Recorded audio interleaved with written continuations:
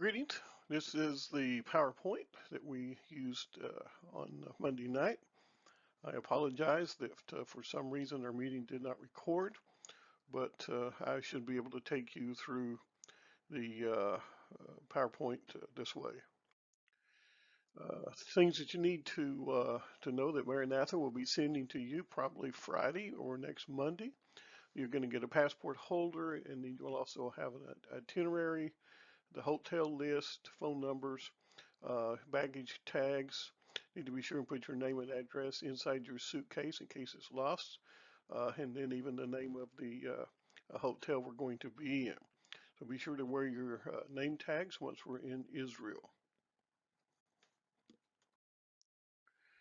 Once, Hi, I'm Farah, and I'm going to show you the proper way to measure your Samsonite luggage.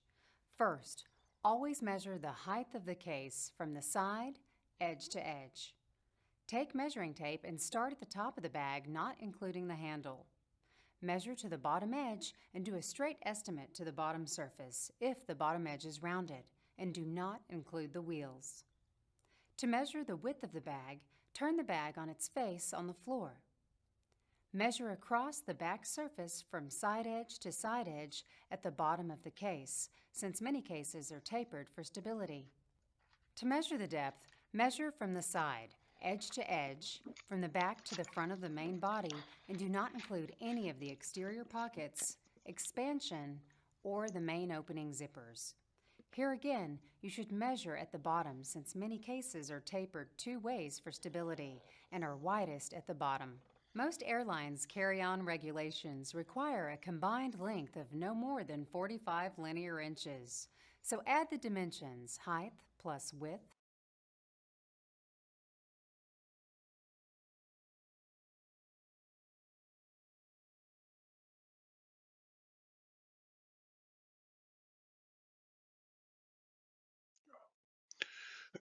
your checked suitcase can again be 62 inches, and you get one checked baggage for the trip. If you take two, it's 106 inches. So again, you notice the picture here. It's the height, the length, and the width. Minimum, the weight limit's 50 pounds. Again, just to remind you that the more you pack, the more you got to carry, the more you got to lug through the airport, through security, and through customs. So pack as light as you can. Your carry-on must be able to fit into a seat in front of you or be 9 inches by 14 inches by 22 inches overall. Shouldn't weigh more than 11 pounds.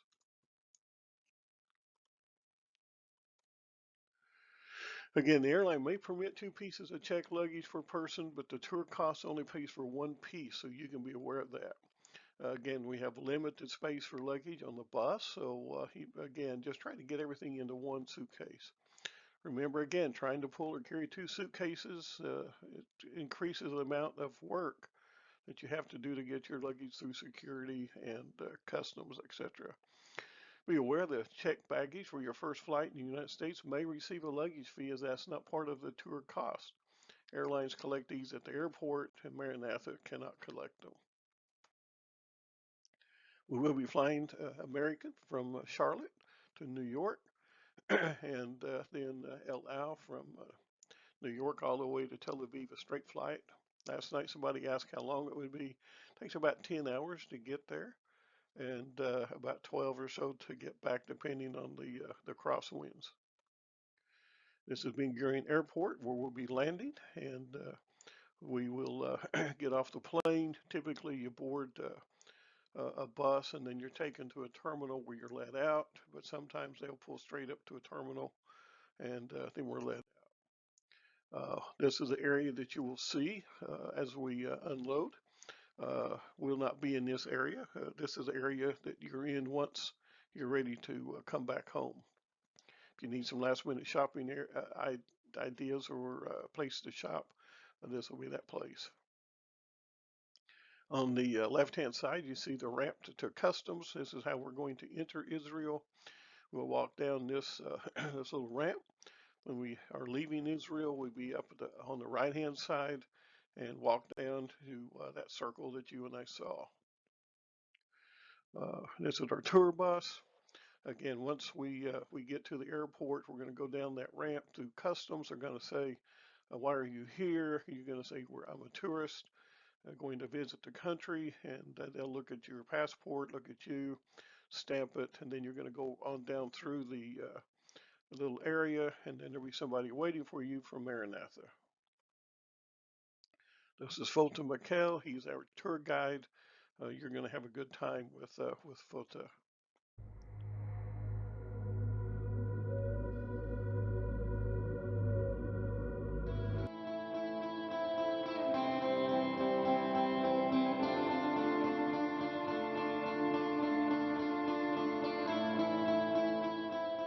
So welcome guys to the land of peace and joy. From the land of peace and joy, we wish that the second you will come to this land, you will find the peace, and from this second you will live joyfully. My name is Fote Mikhail. Originally I was not a tour guide. My profession was an engineer. I worked 11 years in this land as an engineer, till the second I decided to leave my engineering job. I'm married, I have two kids. I have Samuel, he is 2 years old. I have Joelle, she is 5 years old, and my wife, her name is Hannah. One day I went to Hannah and I told him that I found a new job, and she was really happy because my profession was not really easy, doing restoration for the churches, especially these churches. The old churches dates back to the Byzantine period, 1500 years, 1600 years. And when she heard this, she was absolutely happy because she told me, now at least you can rest. And the second she heard that, what I will do, it will be tour guiding, she said, no way. But I told her, way, because I felt that time, this is what I want to do. I want to renovate, I want to work with the living stone of Jesus Christ, not anymore working with the church or the buildings itself. Because I do believe that it's more important to work and renovate the living stone of Jesus Christ, and you and we are the living stone of Jesus Christ. From that time to today, more or less for the last 5 years, I've been doing this job as a tour guide, and for me it's more than a job. In fact, it will be like a call. Even though today I would say that I'm hardly working, because in fact I'm enjoying to meet people from all over the world, my brothers and sisters in Christ, when they will come here and they will share, and I will share my faith, their faith, our experience together to bring the Bible alive. Because this is here the place, this is here the land where we can bring the Bible alive. And we do believe that those that didn't visit the Holy Land, they didn't read till today the fifth gospel. Because in fact, the Holy Land is the fifth gospel, and those, they will not have the chance to read the fifth gospel, they will lose our fifth gospel. So make sure that the second you will come to the Holy Land, you will bring the Bible alive by reading and making the footsteps of Jesus Christ alive in your heart. Thank you.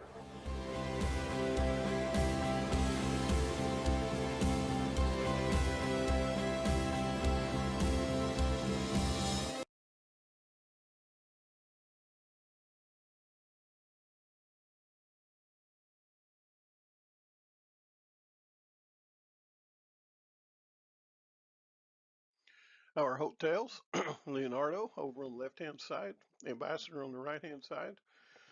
We'll be at the Leonardo for 3 nights, and then the Ambassador for 5.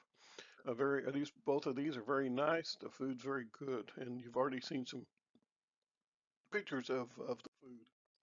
Now, basically, this is our basic daily itinerary. It could vary from day to day, but normally the morning call is about an hour and a half before the bus leaves.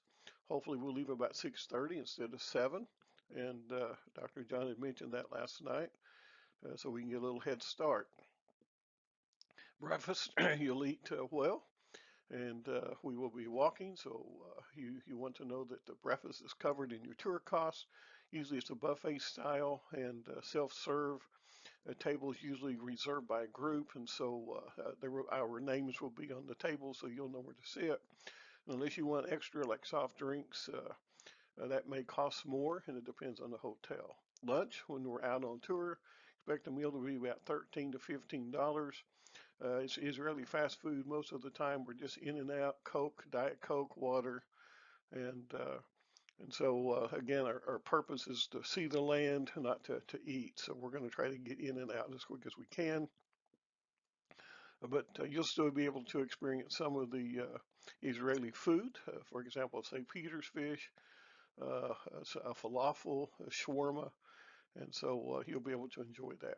Bottled water's always available on the bus. Usually spend about $1 a bottle, and it's cold. There's a refrigerator, and so you'll be able to do that. A hotel, we go back to the hotel. You have a little time to rest, clean up for supper. And supper, again, this is covered in the tour cost, buffet, self-serve.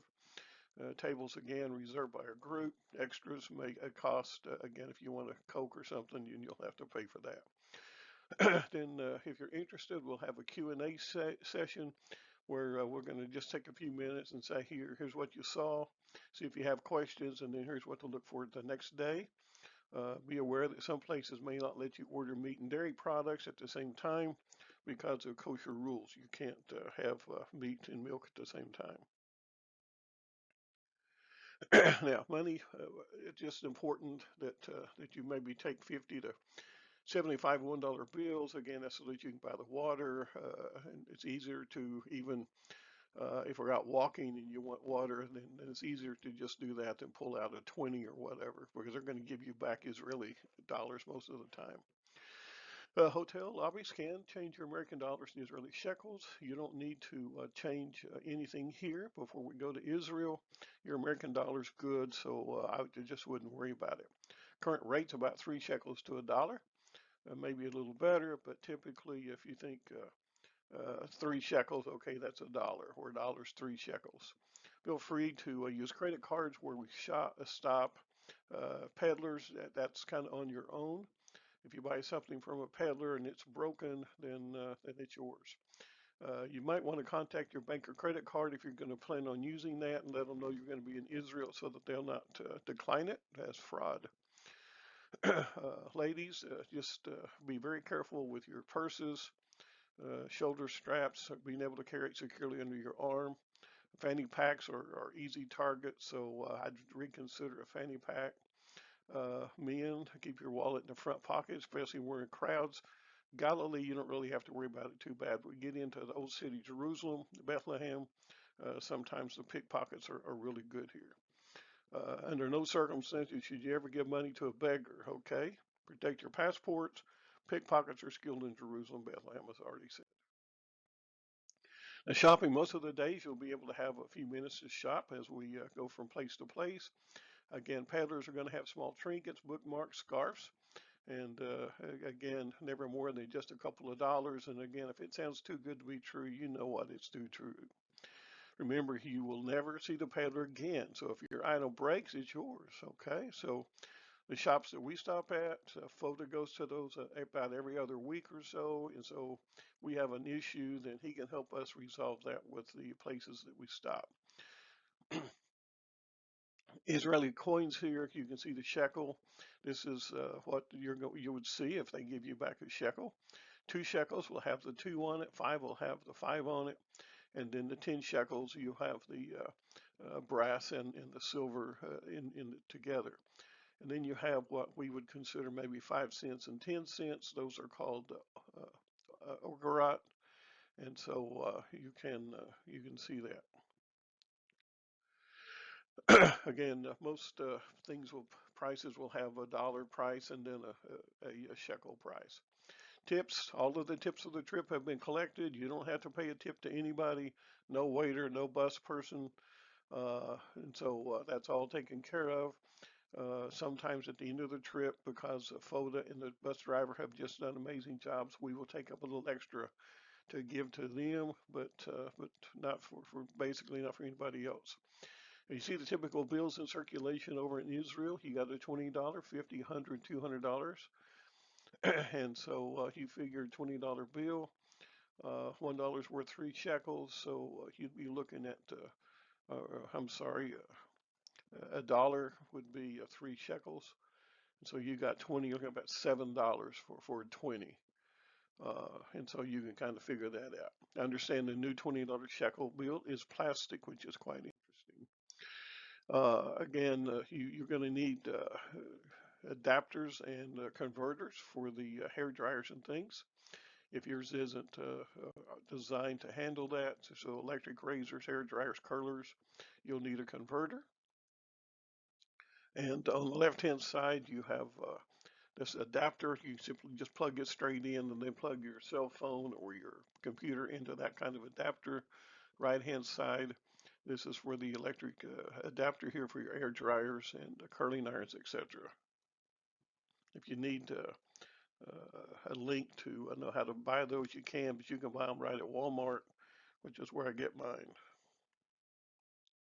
This is what your plug is going to look like in your room, so well, you have some idea. Again, computers, cell phones, internet. Most hotels have internet. It's free, and so you're free to use it. Sometimes it's not as good as maybe what you have at home, so you can be aware of that. If you bring a laptop, just bring that adapter and you'll be good. You can check with your cell phone company about service and charges in Israel. I have AT&T. They have a thing if you're over out of the States where you can use your phone for like $10 a day. And if you don't use it that day, then they don't charge you. So it's a nice way to do that. But just check with your phone company. The bus is equipped with internet, so you can use it while we are traveling around. Ben Gurion Airport has free internet, but you need to be sure your phone's on airplane mode because you may connect to something that's very costly. Remember, time change is basically there's 7 hours difference. They're 7 hours ahead of us. And so the best chance for somebody to reach you is after supper.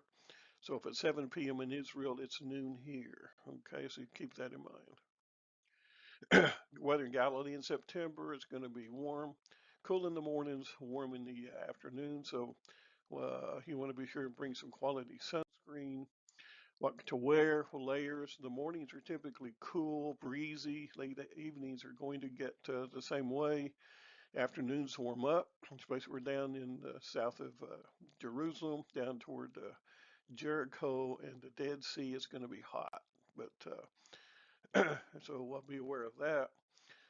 Some days we'll go to holy sites, and so you're going to have to bring maybe a hat if you're a man, a scarf if you're a lady, and so you'll be told what to bring each day. You're going to want to wear comfortable shoes, break them in before we go. Basic rule, if you can walk a mile at a time, you can do the tour without any kind of problem. For emergencies, you can contact Dr. Lucas or myself. We want to be sure we have your cell phone numbers, and so you make sure you have ours so that we can connect at the airports and any other place that we need to. One other thing, if you use a washcloth, you want to bring your own. Hotels don't provide it. Typically, Vita and I will go to to Walmart, just get some that are just very cheap. And if you decide you want to, you can just leave them there and be fine. You want to be sure to have these documents, the passport, the airline tickets, money, itinerary, brochures if you want, medications. Be sure they're in the actual pharmacy bottles or packages. Your glasses, TSA approved locks with extra keys. Maranatha baggage tags that we mentioned earlier. Be sure your name, the hotel, and the dates where you're staying. Your camera, Kleenex hand sanitizer, laundry soap in case you want to wash your clothes in the bathtub and hang them up. Sunglasses, swimsuit because we might be getting into the Dead Sea, and so you're going to want to do that. If you're going to be baptized, then you'll want that. Sweater and a light jacket, comfortable walking shoes. You should be emailed some information this week.